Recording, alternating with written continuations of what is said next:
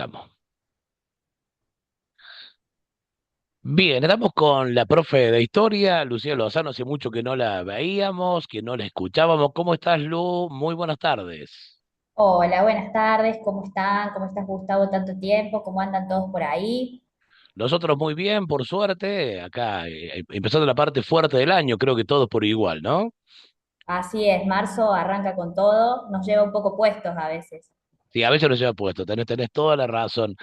Bueno, Lu, se cumple este 24 nuevo aniversario del golpe militar, un contexto por ahí distinto en el que hemos abordado esta fecha otros años. Hoy tenemos un sistema neoliberal de gobierno, digamos, más cercano a lo que es por ahí, ¿no? Un esquema de gobiernos de derecha, o sea, por ahí, es para repensar un escenario distinto, ¿no? Al que se presentaba en otros años, por lo menos. Tal cual, estos 50 años nos vienen a recordar cómo la historia puede no quedar siempre en el pasado y bueno, lo importante de seguir trabajando sobre estos episodios, sobre todo en este caso de que es una historia muy reciente, de una herida todavía muy abierta y bueno, tratar de encontrar esas continuidades, tratar de encontrar también las rupturas que nos permitan también pensar otro futuro, ¿no? Ujú. Hoy, digamos, el contexto de lo que era 1976, de todas maneras, a pesar de estar en un gobierno más de derecha, es totalmente distinto a lo que ocurría en aquel 1976, ¿no? Totalmente diferente. Bueno, claro, en 1976 nosotros llegamos ya con una historia política bastante alterada en términos de constitucionalidad, de democracia, porque veníamos como de tropiezos dictatoriales, por llamarlo de una manera Sí. amable,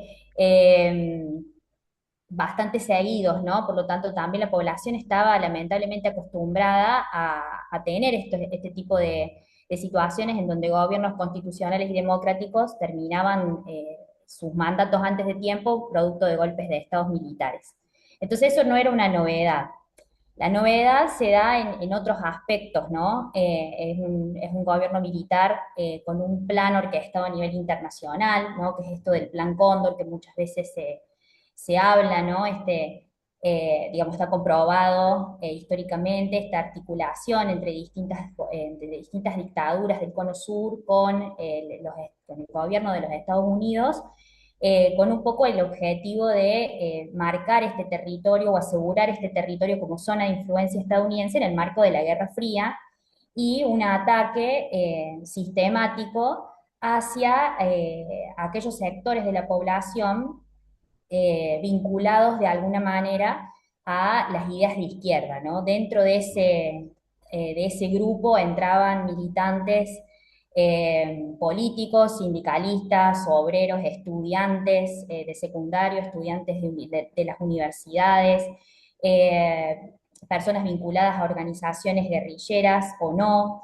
Entraba como artistas, ¿no? Capaces de ser contestatarios, de tener un mensaje más profundo, ¿no? Entraban dentro de toda esa bolsa que venía a ser la llamada subversión, ¿no? Ese es como un aspecto diferente a otras dictaduras previas, en donde sí había un autoritarismo, una persecución política, pero en este caso lo que nos encontramos incluso previo al 76, ya desde el 74, 75, un objetivo que muchos intelectuales hablan ya de políticas genocidas, ¿no? La búsqueda de la eliminación física y simbólica de un grupo importante de la población argentina, que en este caso tenía un componente de clase, digamos, la mayoría de la población desaparecida y asesinada era de clase trabajadora, pero también un grupo político, ¿no? De ideas asociadas a la izquierda, al peronismo de izquierda o a la izquierda marxista en sus diferentes versiones,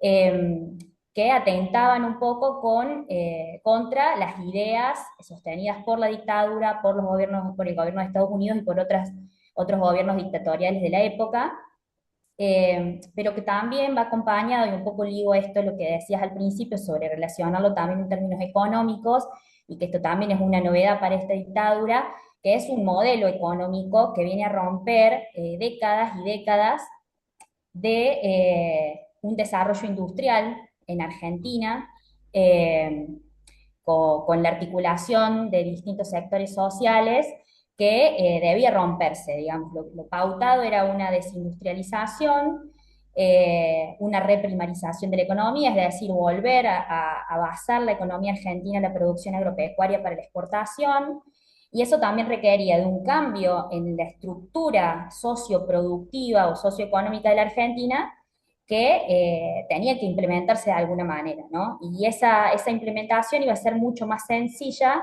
cuando el conjunto de esa población más comprometida políticamente y que podía poner obstáculos a esa desarticulación, no estuvieran. Entonces, ese es otro punto importante que muchas veces queda un poco desdibujado y que un poco ha permitido incluso que muchos gobiernos posteriores, democráticos, no tocaran algunas bases fundamentales de esos desarreglos Ujú. económicos y legales que se establecieron durante la dictadura, cuestiones legislativas, productivas, laborales, etcétera, que no se tocaron desde la democracia hasta esta parte. Entonces, esa como también una deuda pendiente en ese sentido, de seguir repensando eh, nuestra estructura productiva, cuáles son los sectores que se benefician, cuáles son los sectores más vulnerables, y en este momento en particular, con una postura del gobierno nacional y de los gobiernos provinciales que acompañan al gobierno nacional, bueno, bastante parecida a lo que se implementó en la dictadura y también lo que se implementó durante la década del 90 con los dos gobiernos menemistas. Claro, en realidad también en ese momento, en 1976, estaba el caldo de cultivo de una sociedad bastante convulsionada que venía padeciendo escenas de violencia y además aprovechó, digamos, los militares aprovecharon también cobrarse esta antigua deuda con Perón, en definitiva, ¿no? Porque Perón era un militar que de pronto, entre comillas, los traicionó, se dio vuelta, entonces como que era toda una cosa que venía con con una especie de sociedad que favorecía, en definitiva, porque apoyaba. A ver, no se puede hacer un golpe de Estado y que se extienda tanto tiempo si no hay un apoyo social más o menos masivo, ¿no? Exactamente. Por eso también se habla de que esta última dictadura es una dictadura cívico-militar, Claro. esa composición civil fundamental para el desarrollo de esta última dictadura. Le agregan civil empresarial, eclesiástica y militar, digamos, los diferentes sectores que de alguna forma acompañaron y sostuvieron esta dictadura durante tanto tiempo, a pesar de que ya a mediados o sea, a los 3 4 años empieza a mostrar signos de debilidad, ¿no? Y que aún así llegó incluso a llevar adelante una guerra como la guerra de Malvinas en las condiciones que se dieron, ¿no?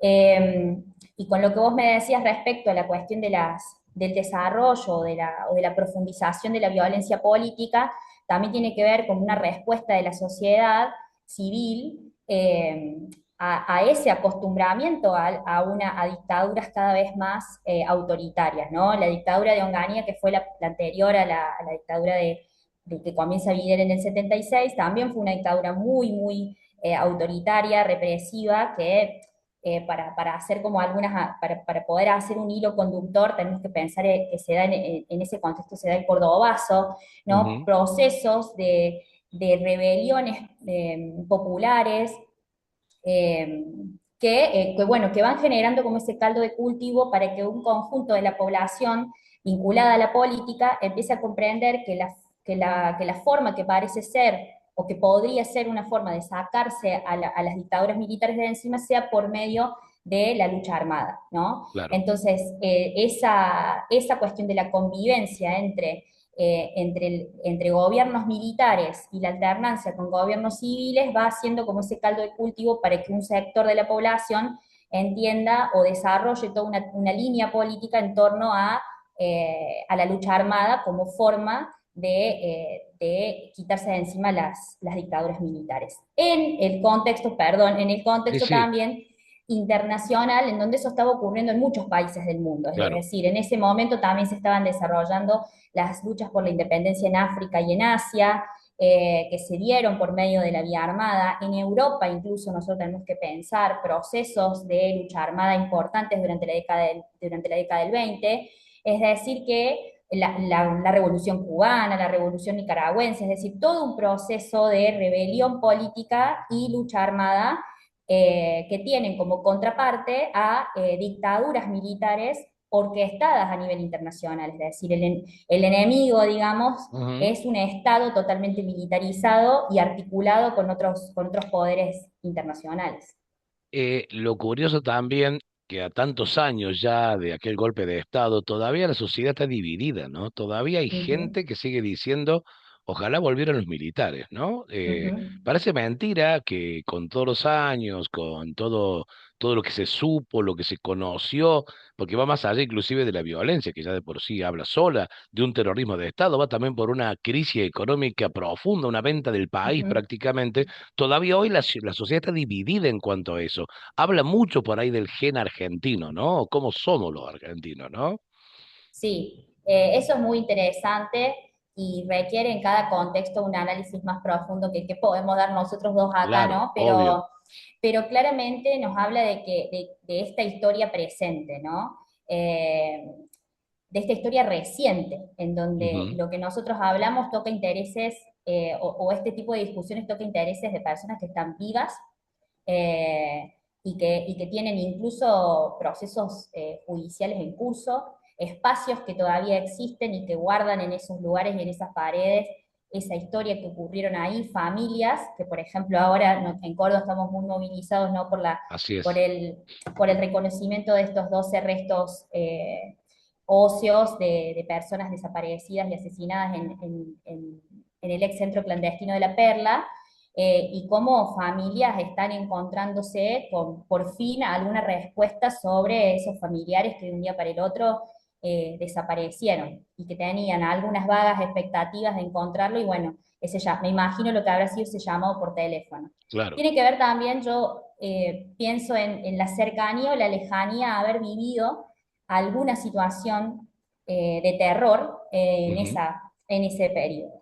Y tiene que ver también un poco con una de los grandes eh, logros de la dictadura y de los gobiernos posteriores, incluso también con leyes como la de obediencia debida, punto final, etcétera, de asegurar que ese terror en algunas familias continúe. Lo hablo Ujú. también desde mi lugar como docente, cuando trabajo con los chicos en las escuelas esto, y mando a veces a los chicos a hacer una tarea a casa en donde, por ejemplo, pregunten a familiares que hayan vivido en la época de la dictadura qué Sí. recuerdos tienen, ¿no? Y ahí, cuando les pido que me cuenten, vienen muy sorprendidos porque si no hubiera sido por esa actividad, muchos, si no hubiera sido por esa actividad que les pedí, nunca hubieran hablado de eso con sus familiares y chicos se han enterado de que tienen familiares desaparecidos en función de esa actividad de la escuela. Entonces hay muchas familias que todavía hoy no hablan de eso.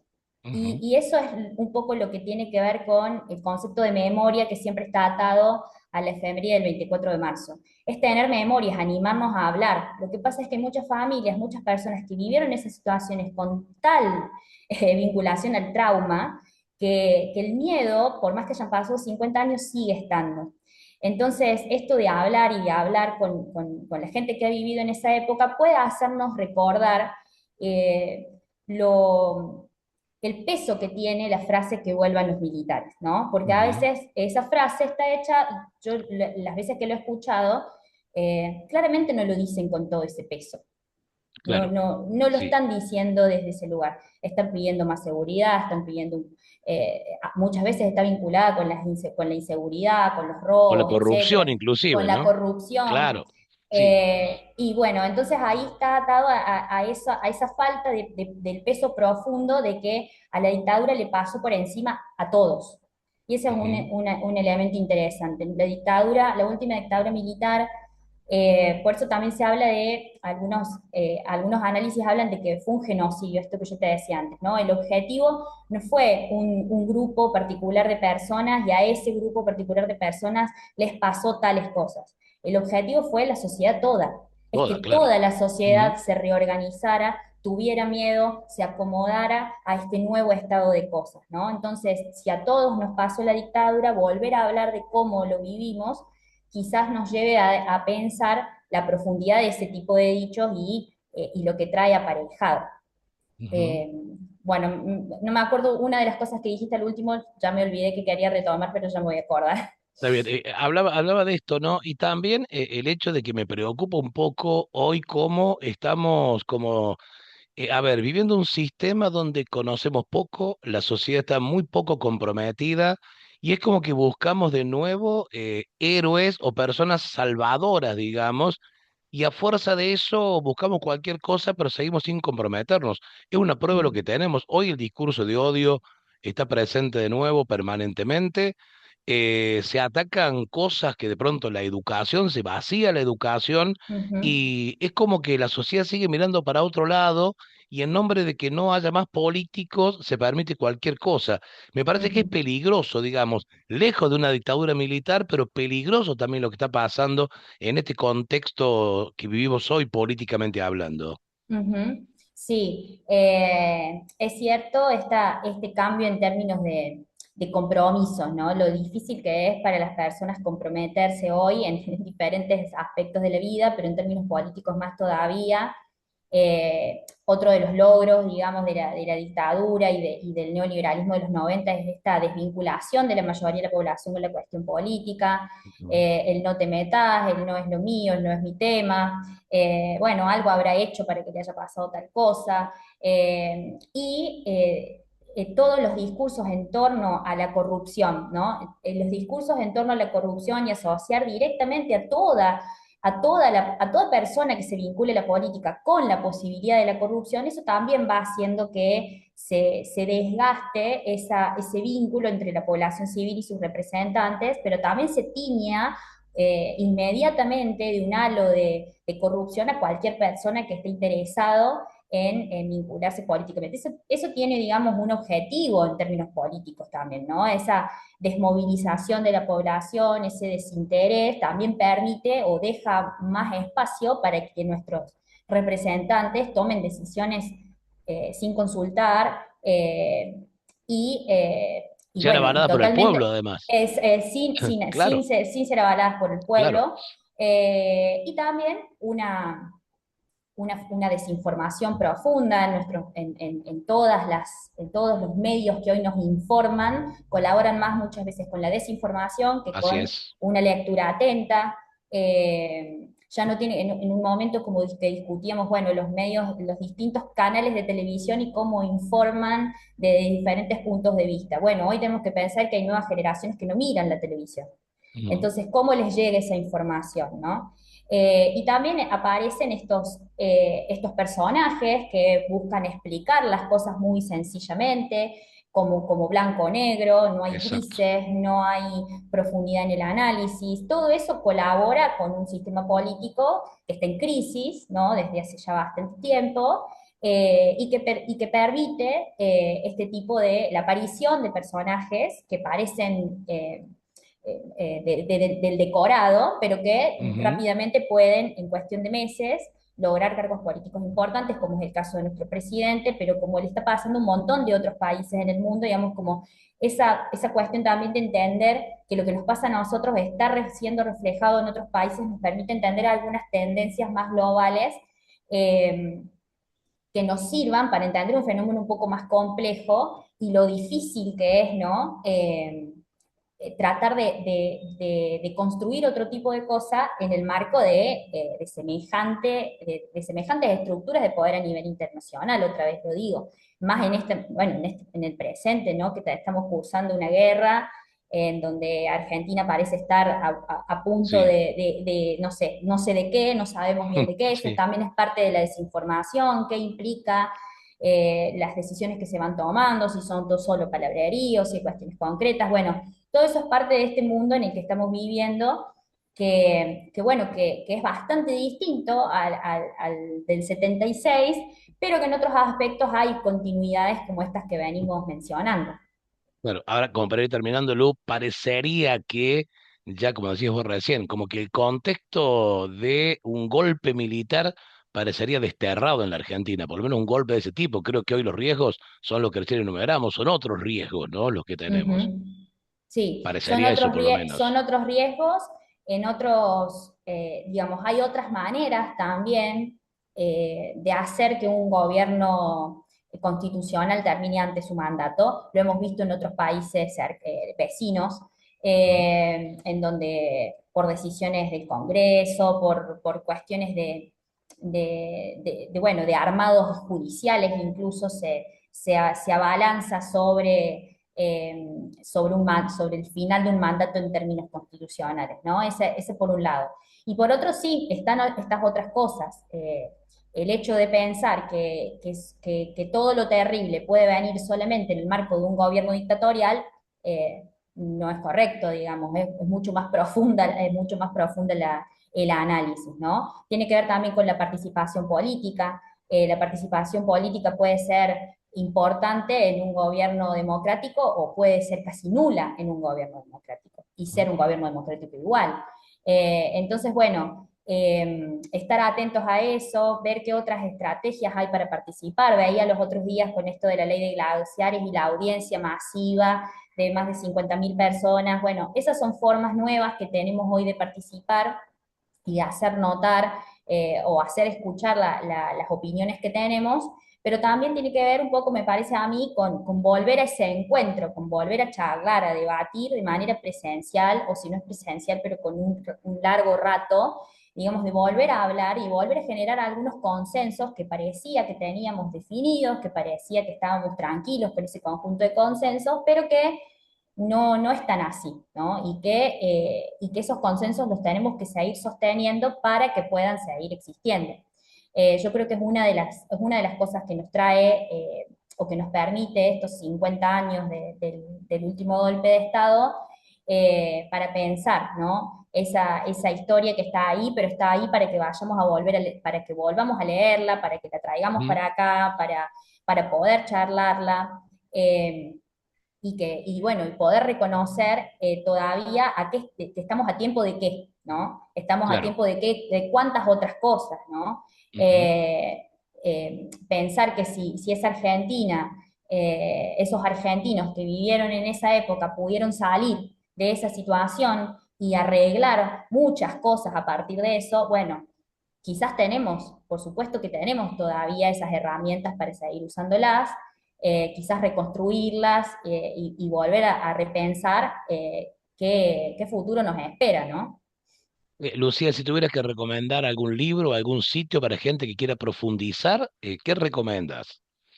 Bueno, recomiendo películas, ya por las que no han visto, mucha gente todavía no las ha visto, las películas clásicas ya que tratan sobre la dictadura, la última de 1985, La historia oficial, Crónica de una fuga, La noche de los lápices. La noche de los lápices, bueno, hay Ujú. un montón y hay muchas más menos conocidas, pero que pueden encontrar en internet buscando en blogs que hacen análisis incluso de esas películas.